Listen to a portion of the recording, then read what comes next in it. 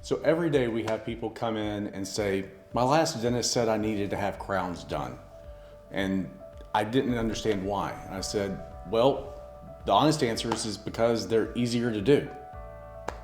Yeah, it's a kind of a funny phenomenon that doing more is easier, but I always tell people the hardest thing to do in cosmetic dentistry is be super, super conservative.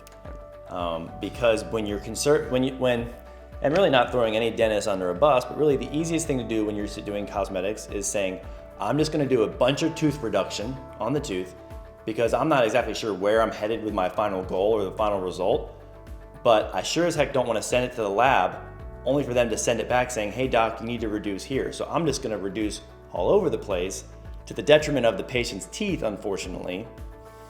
And now they can be bailed out with the ceramics on the other side. Right. So, like I said, one of the hardest things to do is have that is go into it knowing that you only want to reduce as minimally as possible in order to achieve that perfection of that smile.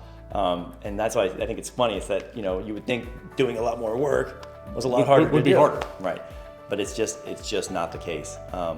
Conservative preparation, conservative dentistry is a lot harder because the porcelain's thinner. You have to you have to get the occlusion perfect. You have to get the aesthetics perfect. You have to have a blueprint of exactly where you want to go in the end. You have to foresee that. And that's where we have the experience of doing thousands and thousands of cosmetic dentistry cases.